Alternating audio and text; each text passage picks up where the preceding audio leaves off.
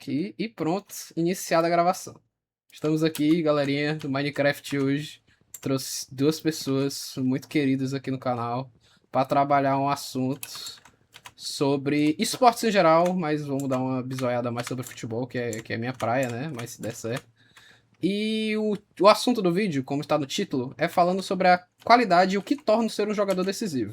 E para isso eu trouxe, primeiro, o mano que vocês já conhecem, que estava em outro vídeo. Levi Marinho, fale. Oi, eu sou o Levi. É verdade. Sou o Afonso. Ele, é verdade, ele é o Levi. E aqui nós temos outra pessoa. Se apresente. Mano, não sei, eu sou o Gabriel. Uau. Resenha, baitão. Tá, foi inclusive desse, mano, a ideia do vídeo de hoje. Então, quem gostar e achar muito massa, elogiem bastante ele nos comentários. Ele vai ficar muito feliz. Aí, tá. O que temos pra começar no vídeo de hoje? Comece Eu falando... acho uma coisa que eu sempre percebi é que, assim como tudo no esporte, a mídia e as pessoas são sensacionalistas. Então, tu ser um jogador decisivo ou não sempre foi algo muito extremo, uma discussão muito extrema. Tipo, se o cara não faz um gol, você já numa partida decisiva, você não começa, não, ele é um jogador ruim, ele é fofoqueiro. Quanto mais visibilidade o cara tem, mais sujeito a críticas ele tá, né, mano? Exatamente. Então, tipo, quando um cara como o Cristiano Ronaldo, como o Messi, que sempre são ditos como jogadores muito decisivos, erram alguma coisa, os fãs podem entender, mas quem tá do lado contrário sempre vai usar isso como justificativa pra criticar eles. É importante ressaltar que o Messi sofreu muito na carreira com essa questão de ser decisivo, principalmente pela seleção, né? Jogou em qual seleção, Tony? Oi? O Messi jogou em qual seleção? Cara, ele jogou na seleção da Argentina, mano. Tem certeza disso? Vixi. Acho que vivemos uma Matrix sem nada é verdade no mundo. Aquele, principalmente questão de pênalti, né, que era atrelado a ele, aquelas duas finais de Copa América contra o Chile, final de Copa do Mundo contra a Alemanha, perdeu tudo em sequência em anos 2014, 2015, 2016, pesaram muito na imagem dele.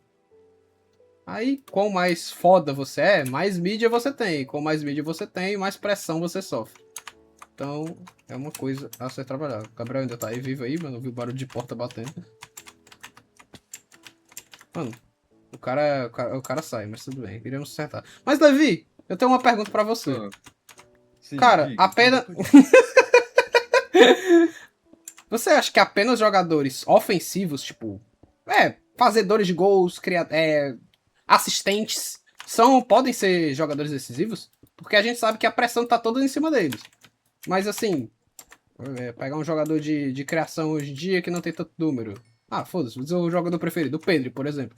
Você acha que a gente pode chamar um jogador dessa característica, Pedri, Vitinha, como jogadores decisivos? Consigo falar que o jogador pode ser decisivo até se ele for goleiro, mano. É verdade. Carlos, por exemplo. Carlos foi muito decisivo na final da Champions. A gente tá falando, Gabriel, agora que tu voltou, que é sobre posições e como elas impactam pro jogador ser decisivo ou não. Estamos falando sobre... Mas... Exatamente isso que eu ia falar. Um ponto... meu esporte é o basquete. Eu não sei muito sobre futebol, vi pouco, acho que eu posso contar nos dedos quantos jogos de futebol eu vi, mas eu sempre acompanhei muito notícias, comentários positivos e negativos sobre os jogadores. Mas meu esporte que eu acompanho de verdade é o basquete. No basquete, cada jogador, mesmo que tenha suas posições, eles fazem um pouco de tudo. Principalmente hoje em dia, que a gente vive no que as pessoas chamam de um basquete sem posições. Onde um pivô pode ser responsável por armar o time, o armador não necessariamente é responsável por armar o time. Mas no futebol isso não acontece tanto. Mesmo que hoje em dia os jogadores sejam cada vez mais versáteis, você ainda tem uma função, um arquétipo esperado para cada posição. Então, por exemplo, normalmente a gente atrela muito futebol ao gol.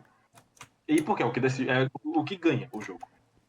Só que isso faz com que um meio-campista, um zagueiro, muitas vezes não possa ser um jogador considerado decisivo. Ou a não ser que usem isso para menosprezar um jogador. Por exemplo, as pessoas não cansam de falar o quão grandioso é Dibu Martínez na final de 2022 da Copa do Mundo, pra tentar menosprezar o desempenho do Messi naquela também. É o Muito bom. tal que ganhou a Copa do Mundo, carregou todos nas costas, goleiro de Martins. Mas Ai. nem todo mundo fala sobre o quão absurdo é o Courtois nas Champions do Real Madrid. Muitas pessoas falam, com certeza. Sempre falam, mas quando vão falar sobre quem decidiu o jogo, quem foi o melhor jogador, as pessoas falam do Benzema, do Vinícius Júnior. Mas assim, o Courtois permitiu que aquelas vitórias acontecessem. Eles podiam ter feito um gol. Se fosse um goleiro pior, eles tinham perdido. Jogadores mais de posições de risco, que realmente, ou os goleiros que salvam os gols, os atacantes que fazem os gols, estão mais submetidos a essa questão de serem decisivos. Pois eles estão realmente na seção do campo onde a mágica acontece, onde eles vão ser os responsáveis por tal coisa. Então, tipo, a gente pode levar isso tanto pro lado positivo, quanto para dizer que um jogador foi decisivo. Como, por exemplo, tu citou o Courtois. Aquela Champions de 21-22, Levi, contra o Liverpool, que o Courtois faz uma das maiores atuações de um goleiro na história, que pega a bola do Salah, pega a bola do Mané, pega tudo pra caralho. Indiscutivelmente o melhor jogador. O Courtois pega nas bolas de todo mundo ali e leva pra casa. Aí, pronto. Isso que dá pra chamar um jogador decisivo. Mas também, de novo, entre Real Madrid e Liverpool, temos o que tu tinha citado agora há pouco, que é a questão do Karius, que decidiu uma final do Champions negativamente, sendo um goleiro. Só que eu acho que para essas posições, o quão mais atrás é o jogador, mais pesa a questão do seu impacto positivo e o impacto negativo. Porque se ele impactar negativamente o jogo, o hate que ele vai sofrer vai ser muito maior do que se ele impactar positivamente o jogo, o quão bem vão falar dele. Principalmente quando a gente fala de meio-campistas e zagueiros. Porque, como tu disse, o goleiro e o atacante, eles atuam nos terços finais do campo. Eles atuam na parte final, nos gols. Só que o meio-campista e o zagueiro... Então, se o meio-campista ou o zagueiro é conhecido por ter grandes falhas em jogos decisivos, como o Ronald Araújo, ele vai ser muito criticado por isso. Mas ninguém vai reconhecer ele se ele crescer em jogos decisivos. Se ele é um meio-campista que em um jogo decisivo, em todo jogo decisivo, ele começa a jogar muito. E isso abre margem também para falar algo que eu já tinha pensado, que é a classificação das pessoas em relação ao que é ser decisivo ou não é confusa. Porque, por exemplo, você pode dividir em 3 tipos de jogadores. Você tem um jogador que seria o pipoqueiro, que a gente conhece.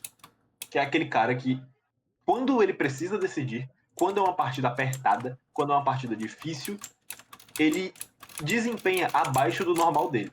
Então, ele erra chutes que ele não erraria, ele erra passes que ele não erraria, ele erra dribles que ele não erraria, ele falha em defesas que ele não falharia. Higuaín ficou muito conhecido por isso, por muito tempo, até hoje é assim. Pois é.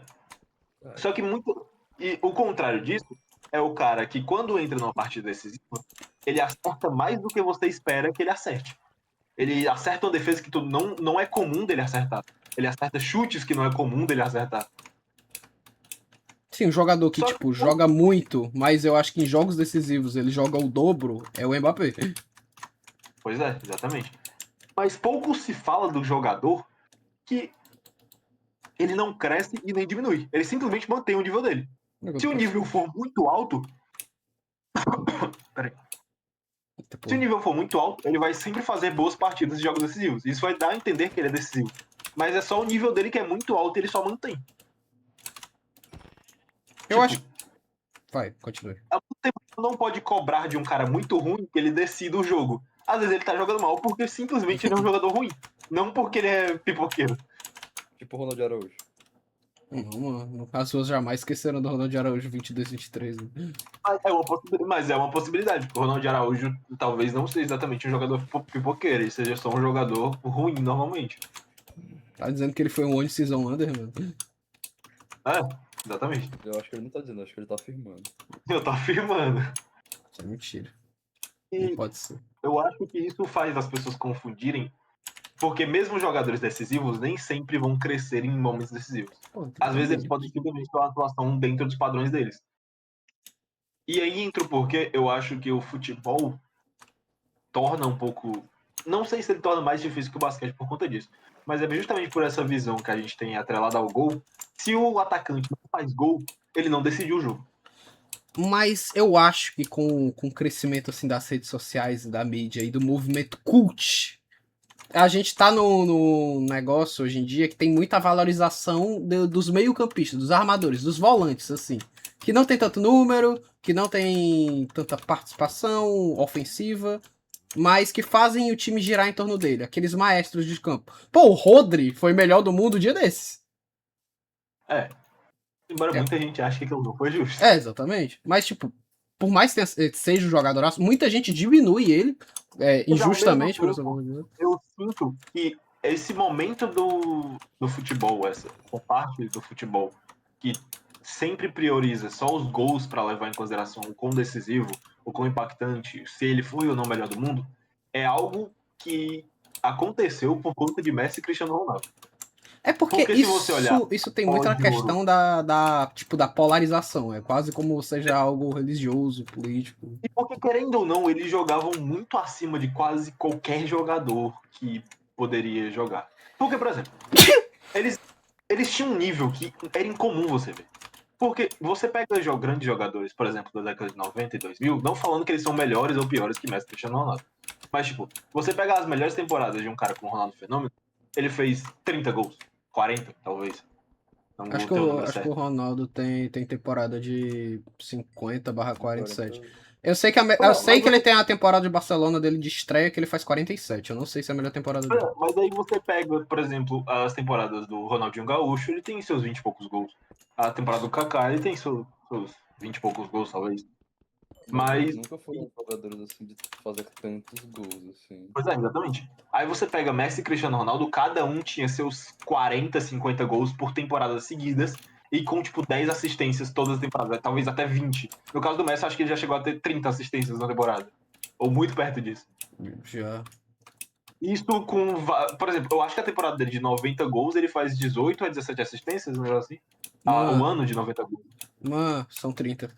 30 assistências nesse Então, ano. pois é, eu sei que é um número muito extraordinário. Quando você tem números tão absurdos assim, e eles decidindo partidas, etc., fica difícil você dar espaço para outros jogadores que não têm esse impacto tão grande. Porque, por exemplo, 2014. Você poderia argumentar que 2014 o Neuer deveria ser bola de ouro. Campeão do mundo. Porque a Alemanha não tinha muito um destaque naquela Copa do Mundo. Aí tinham que forçar alguém. Igual, tipo, como foi Espanha em 2010, que tipo não tinha um grande jogador, assim, um grande fazedor de gols realmente, pra tu classificar como jogador decisivo. Aí por isso que você tinha que pegar um jogador mais atrás, alguém que tipo não atraía tanta visibilidade, mas era alguém mais constante. Tipo, teve esse movimento com o Iniesta e o Xavi em 2010, teve com o Neuer em 2014, até com o Modric em 2018, só que esse aí foi mais ainda porque ele ganhou, né? A premiação. É. Então, Embora eu acho que dos três, quatro citados, ele seja o que menos merecia. para mim é aquela bola de ouro do Griezmann. Do Griezmann ou do próprio Cristiano Ronaldo, que também jogou muito naquela Pode ser. temporada 2018. Eles dois e o Salah tava tudo ótimo. Mas aí entra justamente no ponto que eu já tinha citado antes da gente falar, que Tá é bonito. o Haaland. Que aí a gente entra no que eu queria falar, que é o futebol, por ele ter funções muito específicas e ser muito atrelado ao gol, as pessoas atribuem qualquer partida ruim, qualquer partida de jogador como ruim, só pelo fato de que ele não fez gol. Então, por exemplo, o Haaland não faz gol na semifinal da Champions e na final da Champions de 22-23. E tem outras grandes partidas que as pessoas criticam ele por não ter feito. Só que existe um fator que as pessoas não levam em consideração, que eu tinha pensado, que é o Haaland eu não acho que o Haaland seja um jogador pipoqueiro, um jogador que diminui num jogo grande. Eu acho que o Haaland é um jogador limitado. A questão disso influencia um pouco, porque, tipo, tu pega jogadores desse perfil, que é tipo, o negócio dele é ser um fazedor de gols. Se ele não tá fazendo gol, ele não impacta tanto o jogo. A principal coisa que ele gera são finalizações. Se ele não faz gol, aí normalmente diz que que ele não fez um bom jogo. Mas, tipo, normalmente o Haaland vem crescendo nas suas, tipo, vem sendo um jogador mais versátil, atuando em mais áreas do campo. É um ponto que muita gente desconsidera que o Haaland é um jogador jovem, então ele tem muito espaço para evoluir. Acho que ele tem o quê? 25? 26 no máximo. Mesmo o Mbappé, que tá perto dos seus 30 anos, consegue evoluir em algum nível, em algumas situações, caso ele queira. Por exemplo, a Caralho, o gente Mbappé tem. já vai fazer 28, né, mano? Meu Deus. Por exemplo, existem jogadores que a evolução, a mudança de posição, a mudança de jogo é natural do estereótipo, como o estilo de jogo do Messi e do Neymar. São jogadores de ponta, dribladores e com muito capacidade de armar o jogo, além de fazer gols. Conforme eles vão envelhecendo e perdendo a explosão, eles se tornam cada vez mais meio-campistas. E isso aconteceu com praticamente todos os jogadores desse estereótipo que eles estão dentro. Existem outros jogadores que simplesmente vão se adaptando. Por exemplo, o Cristiano Ronaldo era um cara muito explosivo, muito forte, ainda tinha alguma capacidade de drible. Mas conforme ele foi envelhecendo, ele se tornou cada vez mais fixo em uma posição e se focou em finalizar, ser um grande finalizador. E de vez em quando contribuindo com arrancadas, etc. Mas ele não contribuía como ele contribuiu no Manchester United, por exemplo. E às vezes isso faz com que o jogador cresça, inclusive. Porque o Cristiano Ronaldo tem médias de gols maiores após os 30 anos do que antes dos 30 anos. Então, É exatamente isso. Eu acho que o Haaland, eu não sei, não consigo afirmar 100%, porque, como eu disse, o futebol não é minha área, então eu não vi os jogos. É mais posição. Mas eu acho que a questão do Haaland, além do fato dele ser limitado, é simplesmente o fato de que o Haaland funcione, o time do City tem que funcionar. e Por meio exemplo, que ele tá o num Haaland sistema que não tá muito regular nos últimos anos. Tipo, já tem umas 2,5/3 temporadas que o City não é mais aquele mesmo time. Tipo, pegou aquele Real Madrid altamente time limitado e tomou um 3-0, tipo, limitado, com desfalques, e ainda assim não conseguiu criar. jogadores como o Neymar ou o Messi, nos seus auges, eles tinham muitas ferramentas para contribuir com o jogo. Eles poderiam armar uma jogada, eles poderiam armar a jogada e não necessariamente dar assistência. Eles poderiam dar um passe para criar uma grande chance, para uma assistência. Eles poderiam contribuir com a finalização. Eles poderiam contribuir com dribles. Eles podem contribuir, por exemplo, criando uma jogada para si mesmo, fazendo uma tabela que permita eles dar um chute. Eles podem contribuir de diversas maneiras. E é por isso que, mesmo sem eles fazerem o gol, ou dar uma assistência, não significa que eles fizeram partidas ruins. Só não conseguiram consagrar 100% a partida deles com algo numérico e fácil de Nesse ver. exemplo, não é tão bom, porque se não me engano, o Messi dá 2 assistências nesse jogo. Mas, tipo, o melhor jogo que falam, assim, um dos melhores jogos, a maior atuação da carreira do Messi, é aquele jogo que o Guardiola inventa aquele esquema do falso 9, do Messi falso 9. Que ele acaba com o Real Madrid 5-0 aquele jogo, que o Messi, na verdade, poderia ter saído com uns 4 assistências. Então, tipo, é um jogo absurdo que não é tão lembrado porque ele não fez gol. E é isso. Não é tão lembrado assim pela massa. E é justamente isso que eu acho que diferencia o Haaland. O Haaland não é necessariamente um jogador pipoqueiro. Ele simplesmente depende que o time do City funcione. Ele é um finalizador. Se o time não cria oportunidade de finalização, ou pelo menos uma vantagem para ele, ele não consegue funcionar corretamente. Por exemplo, o time do City não precisa deixar ele na cara do gol para que ele funcione. Mas o time do City tem que criar uma situação de cabeceio, onde ele possa vencer do defensor. O time do City pode criar uma situação em que ele possa colocar a bola em velocidade. Ele pode criar uma situação onde ele faça um pivô e empurre o jogador e consiga um chute ou um passe para. Ele não necessariamente precisa criar uma grande chance que ele vai ter o chute livre. Eles precisam criar alguma oportunidade para ele contribuir com o jogo com as ferramentas que ele tem, que é a velocidade, a força, a impulsão, o tamanho, né? O chute em si. Se o time não consegue criar isso, então o jogador não funciona. Ele depende do restante do time. Ao mesmo tempo que isso é algo ruim para ele, se torna uma faca de dois gumes. Porque é ruim, porque quando ele não faz gol, as pessoas não consideram ele pipoqueiro, consideram que ele foi um péssimo jogador. Mas ele pode estar tendo um jogo péssimo, que ele só precisa fazer um gol, que foi tipo deixado na cara do gol, para que considerem uma grande partida dele. É porque E aí, fica mais exponencializado porque a gente não tem tantos atacantes desse estilo hoje em dia. Por exemplo, tu pega Haaland, tu pega Gyökeres. Esses são os maiores jogadores nesse quesito. Engraçado que os dois jogam na Premier League e, tipo, Arsenal e City, que são o primeiro e o segundo colocado. Mas, tipo, os dois sofrem críticas altamente parecidas. O Gyökeres, que demorou pra chegar no Arsenal, se adaptar, e ainda assim não faz, tipo, jogos com uma tanta regularidade, jogos bons com tanta regularidade, sofrem a questão da, tipo, de ser rotulado como pipoqueiro. Outro jogador que é considerado assim hoje em dia, tipo, nesse perfil, mas um pouco diferente, mas ainda assim do mais ser um homem-gol, é o Endrick, que dá poucas assistências da carreira, parte muito pra cima, e por isso tu vê, como todas as jogadas dele não são tipo meio combinação ou alguma questão tática pra tentar ajudar o time sem ser nele, se ele não faz gol ou não dá uma assistência, falam que ele não faz um bom jogo. Então, tipo, esse rótulo aí é algo mais. Como é algo mais específico hoje em dia, acabam pesando mais a mão em certos jogadores. E como eu disse, ao mesmo tempo, isso ajuda os jogadores a se sobressaírem em partidas que eles não foram tão bem. Eu não vou conseguir puxar uma partida como exemplo, mas eu acho que um jogador que funciona bem dentro desse exemplo é o próprio Cristiano Ronaldo. Tem muitas partidas onde ele não estava tão bem, ele estava errando, ele errou passes, ele errou chutes, mas graças a um ou dois gols que ele conseguiu fazer, que às vezes era um cabeceio, o que não é que um cabeceio seja um gol ruim, é um gol interessante, mas ele não é a mesma coisa do cara pegar uma bola, driblar e chutar de fora da área. Justamente, eu Até citei o negócio do Hendrick hoje porque teve o jogo da Europa League, ele não fazia um bom jogo, fez um gol, apesar de por causa de uma falha do goleiro, mas ainda assim ele fez o gol que levou ao empate da partida.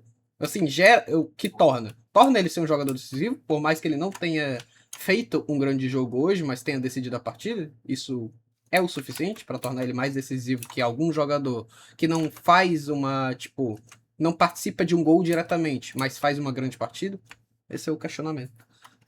Pois é, porque, por exemplo, você pega a final da Copa do Mundo do Messi, se você levasse em consideração só os dois gols dele, se ele só tivesse feito aqueles dois gols dele de partida, eu consideraria que era uma partida mediana para ruim dele.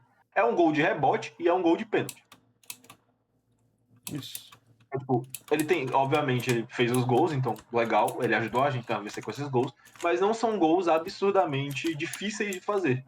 Eu acho que o que torna aquela partida do Messi tão grandiosa é justamente a criação de jogadas dele. Que ele cria toda chance que a Argentina tem, praticamente passou pelos pés dele. E o outro gol passou pelos pés dele.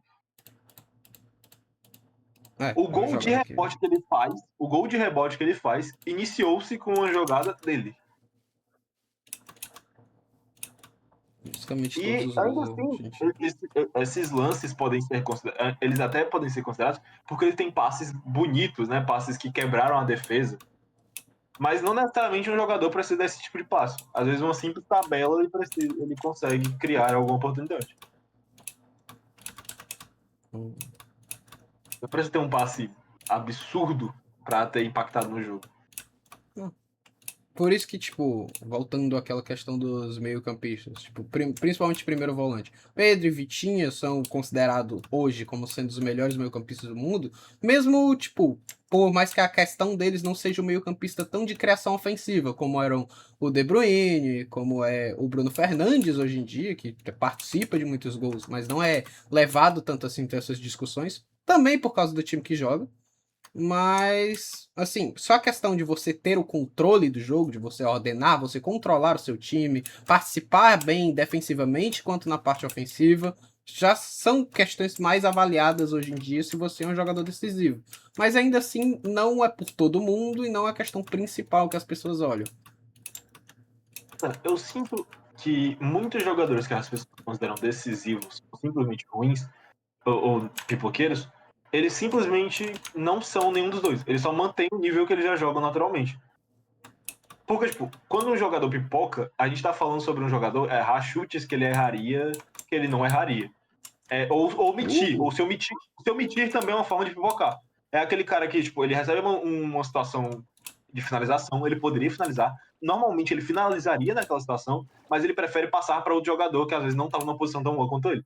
Se omitir também é pipocar. Um jogador que está sendo muito rotulado, principalmente essa temporada, como pipoqueiro, é o nosso grandioso veterano Lamine Yamal de 18 anos de idade. Começaram a atrelar ele como jogador pipoqueiro. Essa temporada ele veio sofrendo muito com lesões, já estabilizou. Não fez um grande jogo contra o Newcastle, é verdade, não tentou muita coisa. mas tipo, ainda saiu com gol. Realmente, não fez um grande jogo, fez um gol, foi de pênalti. Foi decisivo? Foi porque decidiu o empate da partida, mas ainda assim não é um grande jogo dele. Ser decisivo Mas não é significa que você justamente fez um aí bom que eu, jogo. que eu falei. Esse gol de pênalti que ele fez não é um gol que ele não faria normalmente. Se fosse um jogo qualquer, ele poderia ter feito esse gol. Mas é que a Só que. questão do jogo normal, ele faria muito mais coisas além disso. Ah, não, com certeza. Mas eu tô dizendo, esse pênalti ele já faria normalmente. Ele pelo menos teria chance de fazer normalmente, não é certeza, né? O pênalti é. Mas isso não necessariamente traz para ele uma partida decisiva. Porque já é algo que ele faria normalmente. Mas ele ter driblado de menos também torna ele um pouco. Ele tem 0 dribles tentados nesse jogo, é o primeiro jogo da carreira dele. O Yamal, que é um jogador de drible. Eu ouso dizer até que o mais perigoso do Yamal não é o chute ou a assistência, é os dribles. Que ele trazer 3 jogadores para. Qualquer jogador que drible muito, o mais perigoso é o drible. Ele conseguir trazer 3 jogadores para cima dele é algo absurdo e que quebra o sistema de defesa do outro time. Outro É. ponto que as pessoas também não levam em consideração é que quanto melhor você é, mais a defesa está preparada e foca em você. Por exemplo, vou pegar um exemplo aqui do basquete, que muita gente não vai conhecer, e é do Lakers. A gente hoje em dia tem o Luka Doncic, o LeBron James e o Austin Reeves como jogadores do Lakers. O Austin Reeves, até então, nos últimos anos, ele era um bom jogador, mas era só isso. No início dessa temporada, ele começou a atuar como um jogador muito bom, fazendo 30 pontos, 40 pontos, quando o time precisava. Tipo, teve partidas contra times fortes, que o time tava sem o Luka e sem o LeBron. E o Austin Reeves foi lá e fez 40 pontos para conseguir ganhar. Só que essas atuações dele caíram. Tanto porque ele se lesionou, ele passou um tempo sem jogar, e agora ele tá voltando de lesão, né? Mas eu acho que parte desse motivo delas terem caído não é porque ele era um jogador ruim, é porque eram bons jogos dele ou coisa do tipo. Mas é porque os outros times perceberam quão perigoso ele era. Então a marcação dele começou a se tornar mais forte. As pessoas começaram a se preparar mais para marcar ele. Isso Então acontece muito ele quando é um conseguiu. jogador realmente que tá surgindo, por exemplo. Tem muitos jogadores que fazem uma baita primeira temporada e não conseguem repetir porque não tem mais o elemento surpresa. Ele não é mais um desconhecido. Muita gente já sabe como é o estilo de jogo dele, já sabe suas preferências e como ele se dá melhor. E por isso fica mais conhecido na sua marcação. É por isso que grandes jogadores não são grandes jogadores só pela habilidade deles, mas pela a consistência de fazerem aquelas partidas noite após noite e a capacidade de continuar fazendo aquelas grandes atuações, mesmo com a marcação mais preparada. Por exemplo, o que não falta é vídeos de ex-jogadores ou de jogadores ativos falando sobre como toda vez que eles iam enfrentar o Messi, eles tentavam uma tática nova e nenhuma funcionava. A questão da variabilidade de ter o que fazer, muitas coisas no arsenal, torna você um jogador melhor. Sim, torna você mais capaz de sair dessas jogadas. Mas é justamente isso. Às vezes, um jogador atua mal numa final, coisa do tipo, não porque ele pipocou, mas porque o outro time fez um esquema perfeito para anular ele. Tipo, o outro. E isso muitas vezes acaba gerando um desbalanceamento no time adversário. E é isso que cria a oportunidade do time dele ganhar. Por exemplo, a gente, de novo, um exemplo do basquete, que é o que eu tô mais acostumado. Você tem Stephen Curry, o maior arremessador da história da NBA. Mesmo que ele jogue mal, a simples ideia de que ele pode pegar uma bola ali na linha dos 3 pontos e acertar um arremesso absurdo faz com que a defesa gire toda em torno dele. Então, todos os jogadores estão focados nele.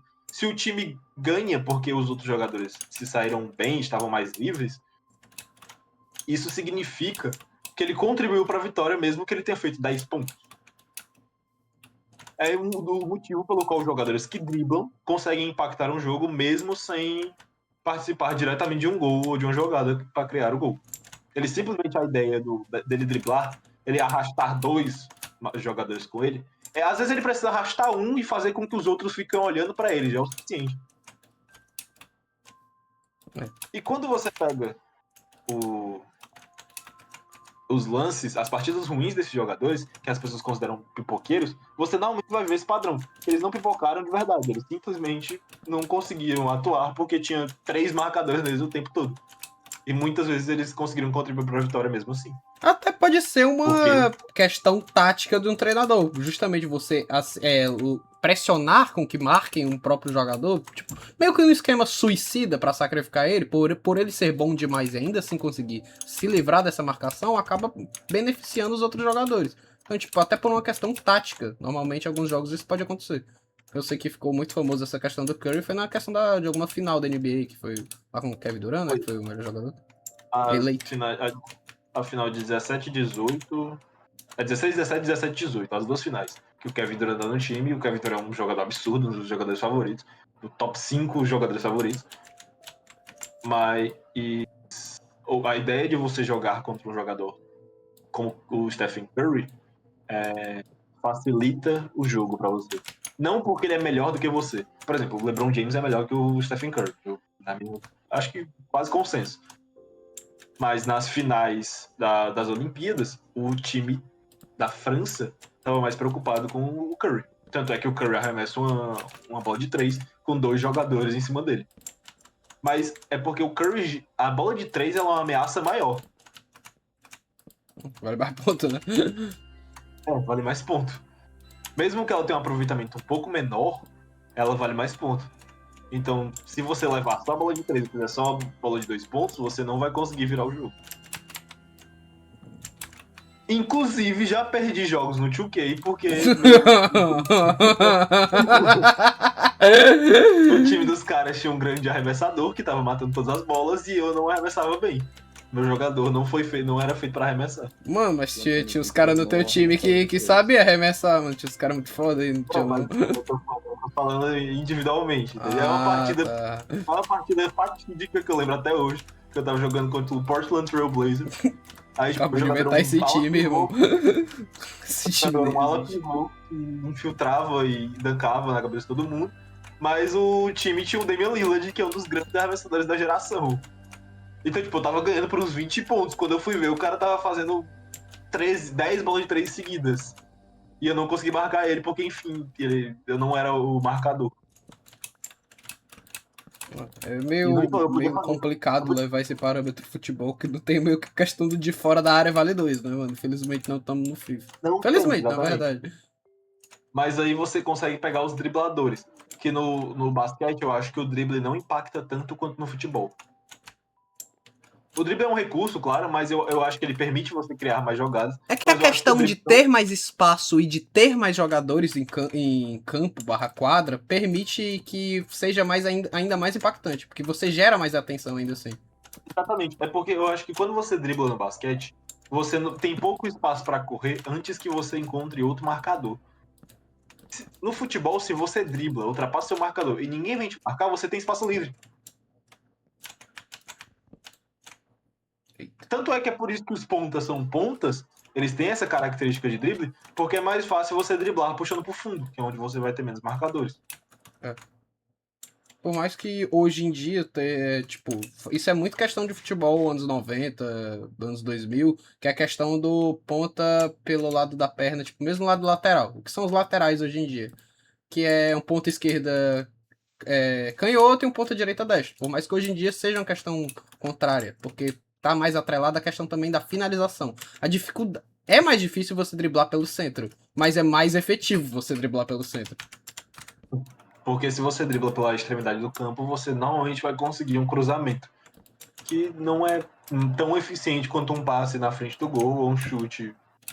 Uma finalização direta. Uma finalização da meia-lua, talvez. E também vale a pena ressaltar que hoje em dia você tem cada vez menos atacantes cabeceadores.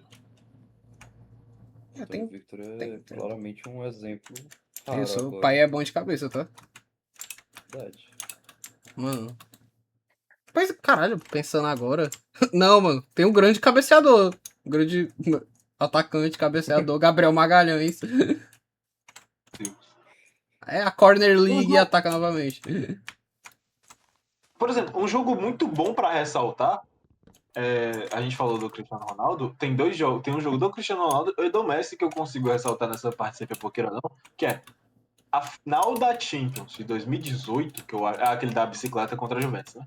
Pode, 2017. Isso não é final, não. Isso é quartas. É quartas, eu quero semi.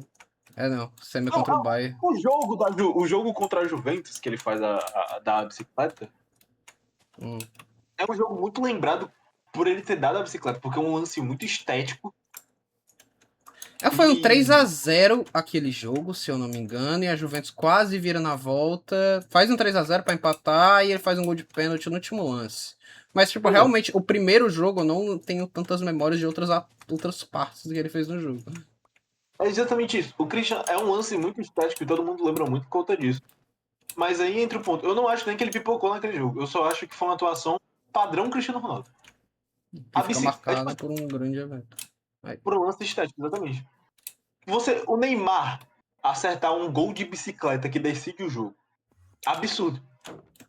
Tu não vai ver o Neymar dando bicicleta, entendeu? Puta que pariu. E quando ele dá uma bicicleta, vai ser, tipo, normalmente quando o jogo já tá ganho, ou porque surgiu a oportunidade, mas normalmente ele não vai acertar. Se ele acertar uma bicicleta como aquela ali, daquela distância do chão, nas situações contra o goleiro que ele acertou, num jogo decisivo, aí você pode dizer, nossa, o Neymar é muito decisivo. Mesmo gol pro Messi, Não sai lesionado. Mas... que provavelmente ele é relacionado, se fosse o Neymar, exatamente. Eu lembro de um gol de bicicleta que ele Mas, fez com o PSG. Feio pra caralho. mas aí, quando você pega, por exemplo, o gol do Cristiano Ronaldo, um cara que é alto, um cara que tem muita impulsão, um cara que tem assim, costume de bicicleta, pode dizer assim, não é um gol absurdo pra ele. É um gol muito bonito, claro, não, é burrice dizer que não é. Mas eu não acho que aquele gol torna aquela partida dele decisiva. Ao mesmo tempo que eu também não acho que mesmo que o Messi ou o Neymar fizessem um gol de bicicleta, isso faria a partida dele ser decisivo. O exemplo que eu ia ter do Messi é a final de 2009. Que, de novo, é mais uma das situações. O Messi faz 2 ou é um gol nessa final? É um de cabeça. Pois é, aquele gol de cabeça. A final é 2x1, né? 2-0. 2x0. Aquele é o segundo gol. Eu sempre. Caralho, aí tu me pegou. Mano, mas a questão, se for. É porque existe a diferença entre ser decisivo e fazer um bom jogo. Se a gente Sim. separar, aí dá pra dizer. Você pode dizer que a partida do Cristiano Ronaldo foi decisiva. Ou não, porque foi um 3-0. Mas, tipo, ainda assim dá Mas pra dizer que foi decisivo. existe uma diferença. É o que eu digo. Existe. Ser um bom jogo é simples para um grande jogador como Messi e Cristiano Ronaldo. É só mais um dia para eles. Não significa que eles cresceram. Eu acho que os dois são decisivos. Mas eu acho que, por exemplo, sempre tratam o Cristiano Ronaldo como um jogador absurdamente decisivo porque ele faz gols em momentos importantes. Só que eu acho que os gols em momentos importantes não é porque ele cresceu muito. É simplesmente porque ele já é naturalmente um grande artilheiro. Da mesma forma que não é porque o Messi não fez gol que ele teve uma partida ruim. É só porque ele tem outras formas de impactar no campo. O que também, de novo, não torna ele um jogador pipoqueiro ou um jogador decisivo. Isso que só separa eles daquele grupo inicial, que tipo, tu tinha feito as divisões lá dos jogadores que crescem, que caem, que se mantêm os mesmos. Não é porque o jogador. Tá, entendi o ponto que tu tá falando agora. Ele não é decisivo porque ele é constantemente craque. Então ele não cresce em momentos decisivos, porque ele é o foda sempre. Ele só é craque. Agora, existem pessoas que, mesmo sendo muito boas, quando chega um momento de decidir, eles elevam o nível de jogo. De novo, não vou conseguir lembrar ninguém do futebol, mas eu consigo lembrar alguém do basquete, que é o Michael Jordan. Aí, tá inventando essas Tipo, pessoas. Mano. Michael Jordan, para muitos o melhor jogador da história do basquete, para mim também. E ele é muito conhecido por ser decisivo. É um grande pontuador, sempre foi um grande pontuador. É o jogador com mais títulos de pontuação. Ele tem 10 títulos, o segundo tem 7. Inclusive, o segundo cara é quem fez os 100 pontos da NBA. Que, enfim. Mas, quando o jogo apertava, ele jogava absurdamente bem. Tipo, níveis estratosféricos. Mesma coisa para LeBron James. Todo mundo fala as 6 finais que o LeBron perdeu, mas tem que levar em consideração muitas coisas. Mas, por exemplo, LeBron James tem a única virada de uma final de 3-1. E, para as pessoas que talvez não conheçam, 3-1 no basquete não é 3 gols contra um gol. É 3 jogos ganhos contra um jogo ganho. E você finaliza a final com 4 jogos. E ele virou isso, a única virada que você tem na história. Das finais, né? E tiveram em outros jogos. Ele virou. É uma partida absurda dele, todas as partidas são absurdas. tem médias absurdas. Aí, por exemplo, você vai pegar um exemplo que entra justamente no que eu falei, caras que muita gente trata como jogadores decisivos, e eu concordo que ele seja um grande jogador, seja decisivo, mas as grandes pontuações dele em jogos decisivos não estão diretamente relacionadas ao que ele crescer. Ele simplesmente sempre foi um grande pontuador.